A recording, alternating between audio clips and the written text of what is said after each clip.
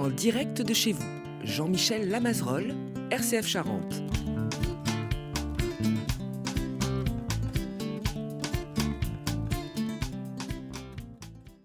Bonjour à toutes et à tous, bienvenue dans En direct de chez vous, au salon du site, des sites remarquables du goût à Segonzac. Nous enregistrons le 6, mais le salon a lieu les 6, 7 et 8 février 2026. Ça, c'est pour situer. Et dans ce salon où il y a beaucoup de producteurs qui viennent de la France entière, vous savez que maintenant c'est un rendez-vous incontournable de notre terroir ici à Segonzac que de recevoir tous ces producteurs, tous ces artisans qui viennent présenter leurs produits de qualité. Alors nous faisons des émissions sur RCF, mais aujourd'hui, au milieu de tous ces produits, eh bien, il y a une pépite que Françoise Barbin-Lécrevisse, que vous connaissez bien sur notre antenne, nous a conseillé, et j'avoue que c'est l'émerveillement, puisque nous allons parcourir un livre avec un de ses co-auteurs. Ça s'appelle Le cognac et la pub, icônes et légendes, aux éditions Safaterac. Eh bien, j'ai la chance d'avoir à côté de moi Jean-Louis Monget. Bonjour Jean-Louis. Bonjour.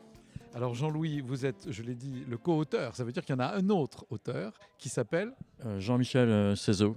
Alors Jean-Michel Cézot et vous, Jean-Louis Monget, vous avez commis, dans le sens le plus noble du terme, un livre sur le cognac et la publicité, les affiches publicitaires.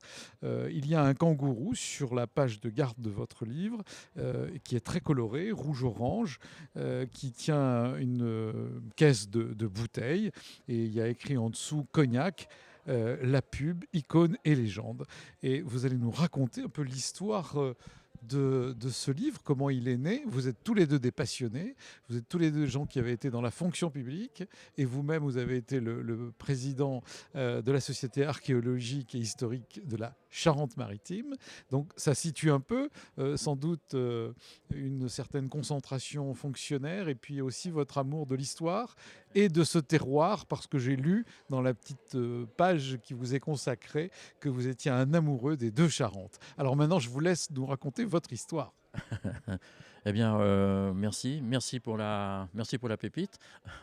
Nous la prenons de la plus belle des manières. Donc, c'est parti de la façon suivante. Nous sommes deux passionnés, nous sommes deux amateurs. Et c'est parti de chacun de son côté de notre goût de collectionneur depuis à peu près une quarantaine d'années, parce que nous sommes très âgés, hein, comme le cognac, mais la maturité c'est bien en fonction de l'âge, donc on assume totalement. Non, je plaisante. Donc nous sommes partis de nos collections, enfin respectives, depuis 40 ans. Alors Jean-Michel Cézot, lui, c'est un grand collectionneur de vieilles affiches de publicité. Sur tous les thèmes, hein, touristiques, etc., produits. Et puis moi, c'est côté société des archives, société d'archéologie, c'est comment tous les documents et je dirais, toute l'iconographie des inédits sur les deux départements, parce que tous les documents, pour la plupart, figurent déjà dans toutes les bonnes bibliothèques d'intérêt général des sociétés savantes. Non, moi j'avais une démarche un peu je dirais, presque de troubadour et puis de bon charentais, c'est-à-dire me promener, puis n'avoir aucune idée, sauf l'idée de dire je vais peut-être trouver quelque chose qui sera remarquable d'une certaine manière, inédite. Et puis 40 ans passent, et puis alors la source de cette documentation, enfin en ce qui me concerne, c'était plus les brocantes et les vide-greniers qui, il y a 40 ans, ont pris la suite des frairies. Hein, des frairies, avant c'était la frairie avec le manège que j'ai connu, les auto-tamponneuses, voilà. Puis dans les Mais villages. ça existe toujours, hein. Ah bon? En Charente en tout cas, peut-être pas en Charente-Maritime. C'est peut-être tombé à l'eau. Ouais, non, peut-être que vous savez mieux garder le passé. Non, je plaisante. Donc finalement, c'était très agréable. Et puis les années passent, on empile, et puis on se retrouve avec 40 ans de collection, chacun de son côté. Qu'est-ce qu'on en fait? Puisque aujourd'hui, sur la planète, le monde est en train de changer, je dis, radicalement. Je ne parle pas du comportement des humains, je parle plus des passions. Et les passions, elles sont moins matérialisées, elles sont complètement, je dirais, numérisées. Les collections ne sont plus comme avant. Avant, on prenait un livre, maintenant, on le prend sur une tablette, on le prend d'une autre manière. Ces 40 ans de recherche, on s'est dit, mais finalement, il faut en faire quelque chose. Pas pour nous, parce qu'on s'est fait plaisir pendant 40 ans, mais il faut en faire quelque chose, un peu dans l'essence d'anciens fonctionnaires, c'est-à-dire dans l'intérêt général, et puis l'intérêt général, le porter à connaissance des générations qui ont suivi, puis on va faire connaître un peu ce que c'était, comment nous avons agi. Et tous les deux, nous travaillons à l'époque à la direction départementale de La Rochelle. Et puis au café, c'est un moment de rencontre aussi. Au café, donc lui il parlait de ses collections d'affiches, moi je parlais d'histoire locale, etc. Des très bons cognacs et du pinot, bien sûr, parce qu'il n'y a pas que le cognac.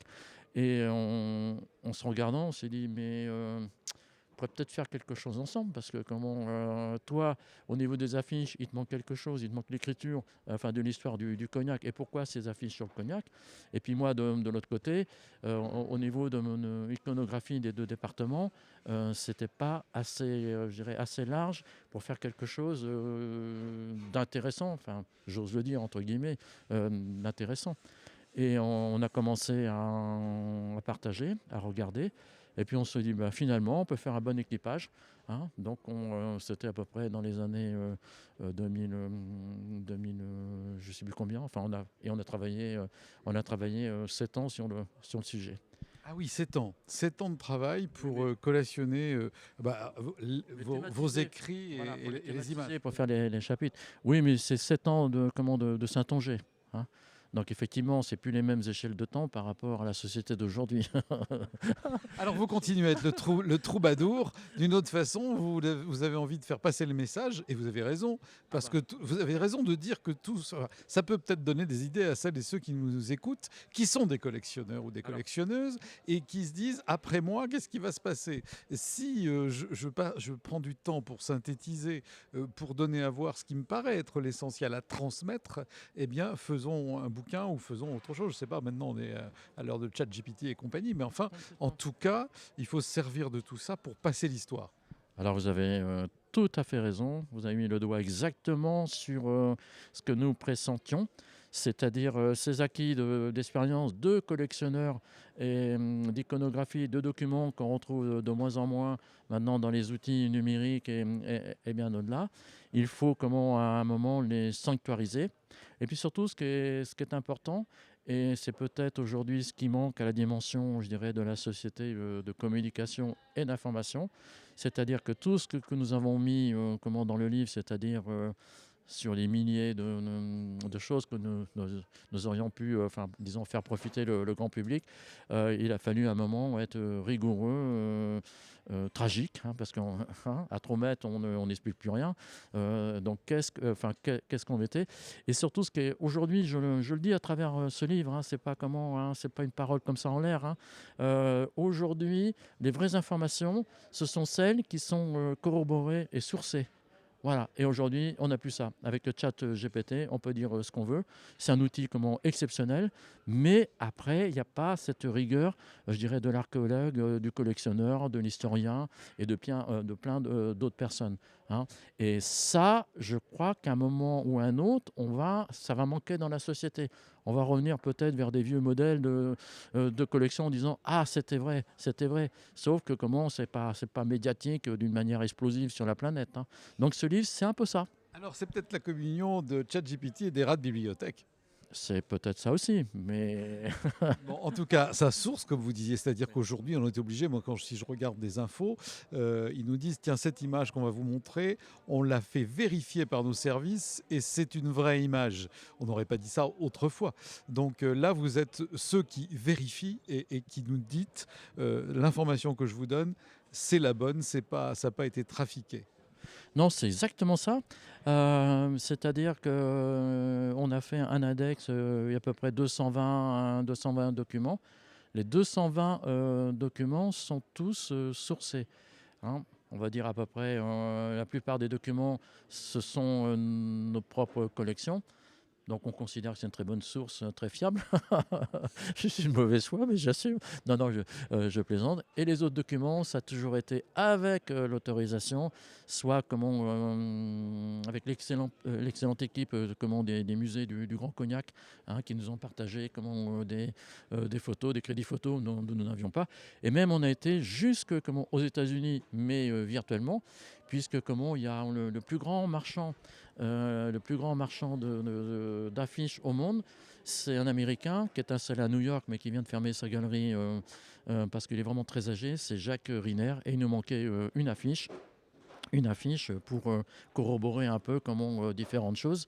Et il nous l'a prêté gratuitement en disant les Frenchies, allez, go, allez-y. Je trouve ça extraordinaire. Et elle est sourcée carrément. Et c'est un inédit. Et il y a bien d'autres inédits. Je ne sais pas si j'ai le temps d'en parler un petit peu des inédits. Vous pouvez dire inédit, après on va se plonger dans le bouquin. Ouais. Dans les inédits, par exemple, nous avons eu le droit, avec une gentillesse extrême, à prendre la photo de la plus vieille bouteille de cognac, cognac Gautier, à Aigre, voilà, et 1762. Alors attention, il faut bien distinguer, c'est pas le cognac le plus vieux 1762, c'est le cognac mis dans la bouteille la plus ancienne sur la planète actuellement. Voilà, 1762, ça fait 20 centilitres, et puis c'est extrêmement précieux parce que c'est la seule au monde de cet âge-là. Pour l'instant, peut-être qu'on en retrouvera, mais je ne sais pas. En fouillant dans la Charente ou dans des épaves, quand les bateaux allaient vers le nord de l'Europe pour vendre le champagne. Oui, le cognac. Le cognac, oui. L'eau de vie, en tout cas, et quand Monsieur Tournepiche va fouiller, peut-être qu'il va en trouver une. Oh, c'est sûr. Alors, en Jacques, je ne sais pas. Parce que en Jacques, c'est de l'ordre de, 120, 130 millions d'années. Donc là, on va pas le cognac. Alors, pour nos auditrices et nos auditeurs, je veux dire qu'on est au Salon des sites remarquables du goût à Segonzac et qu'on a la chance d'avoir avec nous Jean-Louis Monget, qui est le co-auteur d'un livre qui s'appelle Le cognac et la pub, icônes et légendes. Et on va aller maintenant à la découverte de ce livre et de ses affiches. Et j'ai notamment lu que vous aviez un affichiste, Leonetto Capiello, qui est de la fin du 19e et la moitié du 20e siècle, qui est un célèbre affichiste et qui a révolutionné le monde de l'affiche. Car il s'agit bien d'un livre d'affiches, si vous nous l'ouvrez. Oui, principalement d'affiches, et puis enrichi de d'autres documents. Par exemple, il y a un courtier anglais. J'ai retrouvé mais alors vraiment au hasard, hein, je trouve ça dans un carton de vieux papier. Et c'est un Anglais qui écrit à un fournisseur de cognac, dont sur la lettre, il y a le petit cartel François Ier. François Ier, et il se moque de la chose parce que alors c'est une facture du début 20e. Il y a un remorqueur. Le remorqueur permettait de placer les gabarres, les fameuses gabarres. C'est une vraie histoire aussi sur la Charente, hein, dans les Charentes et sur la Charente. Et dans ce petit cartel, il y a le remorqueur, alors que c'est un cognac lié à une publicité sur François Ier. Et il écrit en français. Je crois que c'est la liqueur de cognac qui a été reprise par la famille Delage, et c'est devenu la Françoise. Voilà. Donc pour être très précis sur le document, et il se moque en disant mais écoutez, vous n'êtes pas sérieux, vous mettez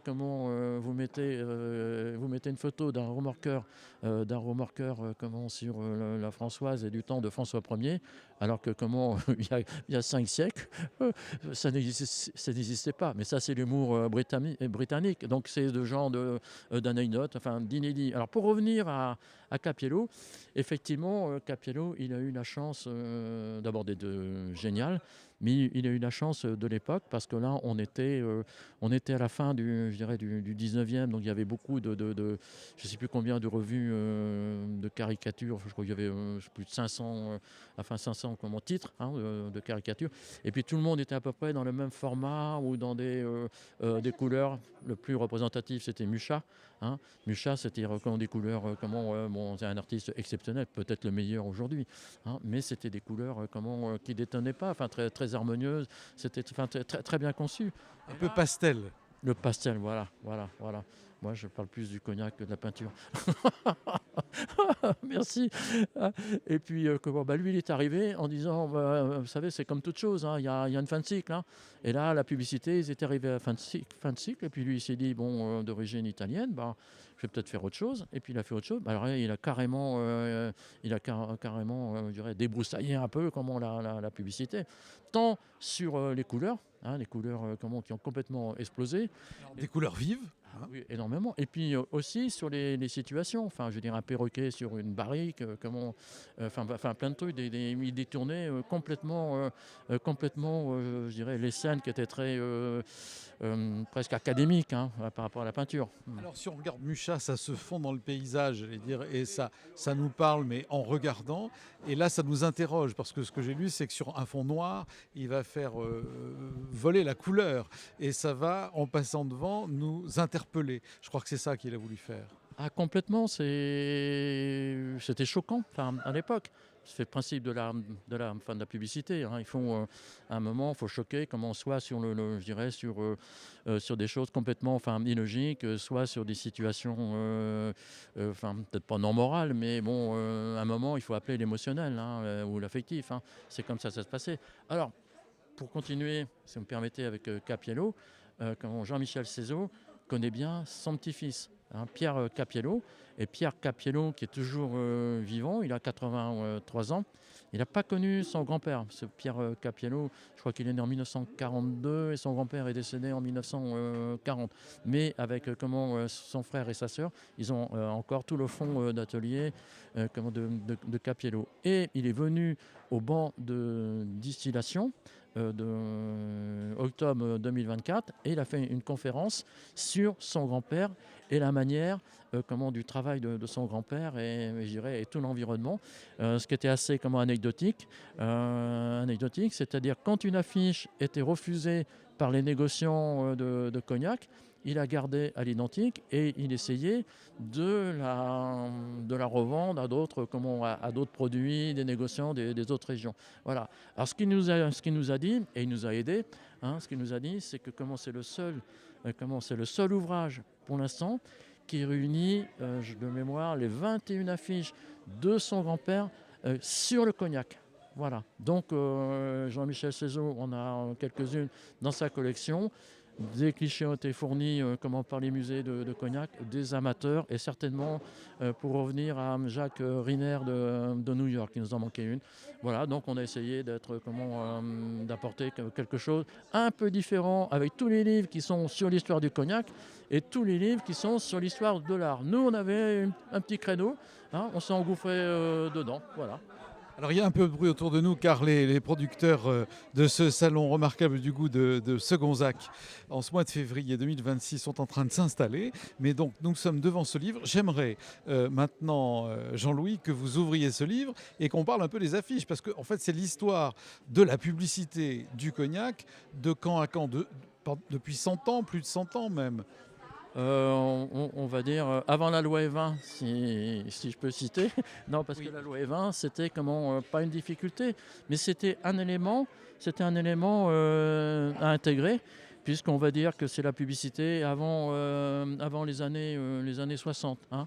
D'accord. Les années 60. Après, la publicité, elle a été différente à travers les messages, je dirais les artistes, etc.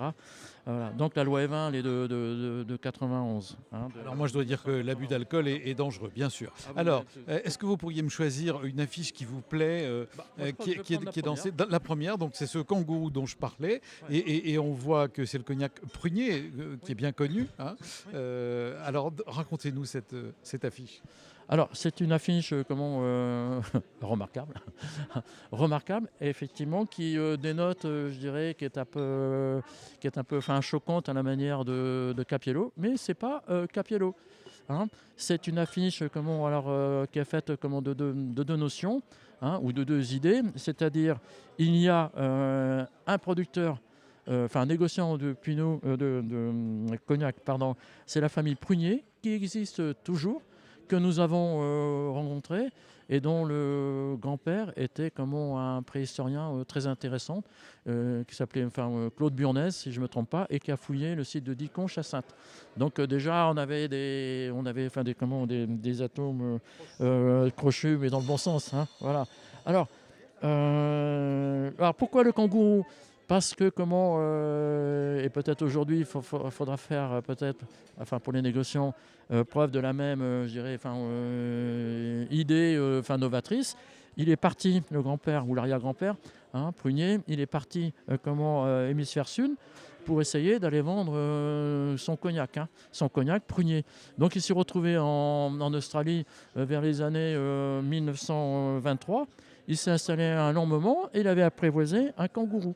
Un kangourou, et dans l'ouvrage, vous l'avez en photo, il est dans sa chaise longue, avec le kangourou à côté. Donc il s'est dit, je vais le faire.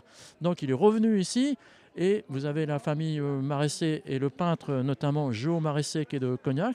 Il a dit, il se connaissait bien, tu ne peux pas me faire quelque chose qui fasse à la manière de Capiello, qui pète un peu, on va dire. On va dire, oui, moi je mets les guillemets, mais je l'accepte. Ça veut dire qu'il y a de la couleur. Fond noir, kangourou rouge, la caisse de prunier qui est en vert, ça flash. Alors, sur le symbole des couleurs, ça c'est mon analyse tout à fait personnelle.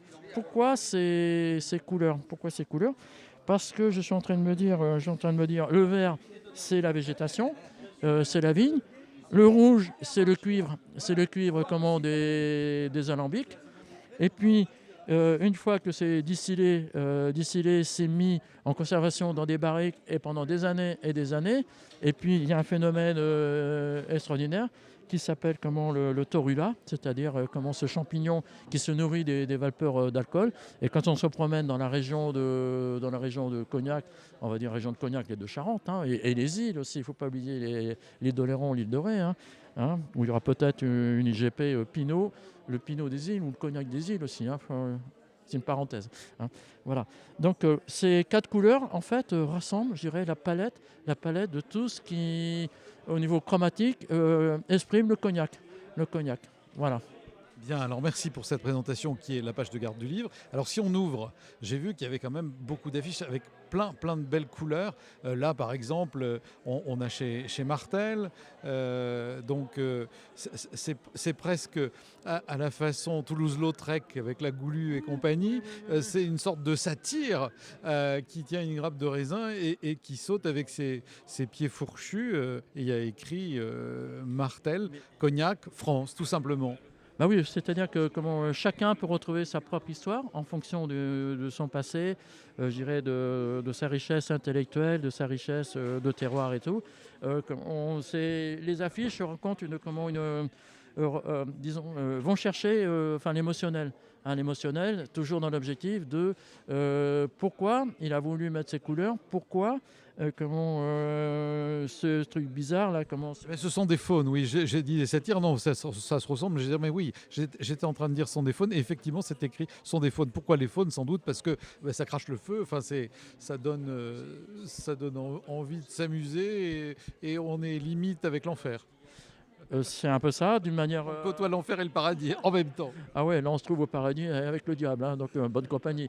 Non, mais c'est une bonne remarque. Ce qu'il faut regarder, c'est aussi, ça traduit les mythes, les mythes universels. Ils se répètent d'Homère, etc. Et là, on retrouve ces grands mythes qui ont toujours fait agir les sociétés entre les unes et les autres. Mais ramener à la dimension d'un nectar. Il faut quand même parler derrière les produits, la publicité. Derrière, c'est quoi? Nous, on s'est concentré uniquement sur le cognac et le pinot. N'oublions pas le pinot.